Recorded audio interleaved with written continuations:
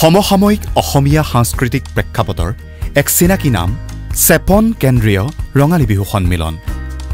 ইতিমধ্যে ২৫টা বসন্ত অতিক্ৰম কৰা সফল যৌৱনৰ অধিকাৰী চেপন কেন্দ্ৰীয় ৰঙালী বিহু সন্মিলন।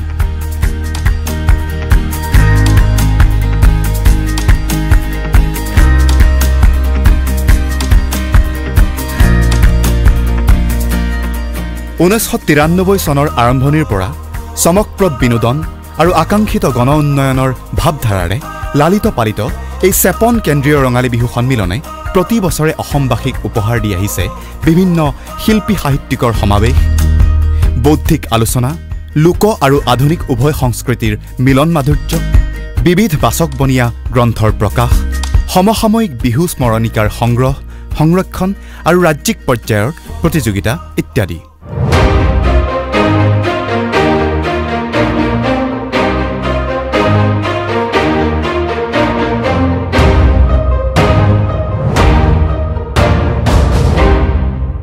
বিগত শতিকাৰ শেষ দশকৰ আৰম্ভণি কালত কেইগৰাকীমান সমাজ বিপ্লৱীয়ে আৰম্ভ কৰা এই অনুষ্ঠানলৈ ইতিমধ্যে চেপন আৰু ইয়াৰ দাঁতিকাষৰীয়া এক বৃহৎ এলেকাৰ সাংস্কৃতিক প্ৰাণস্পন্দন হৈ উঠাৰ সমান্তৰালভাৱে সমগ্ৰ ৰাজ্যখনৰ ভিতৰতে এক সুকীয়া চিন্তা চৰ্চাৰ অভিকেন্দ্ৰলৈ ৰূপান্তৰিত হৈছে।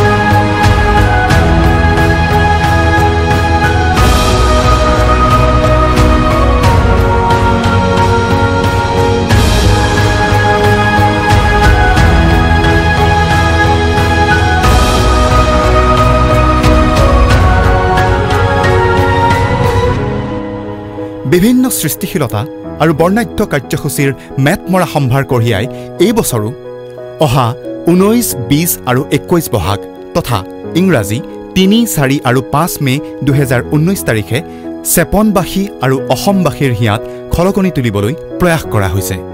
আহক আমি সকলোৱে ইজনে সিজনৰ কাষত থাকি উপভোগ কৰোঁ আৰু অনুভৱ কৰোঁ আমাৰ সাংস্কৃতিক বৈভৱ।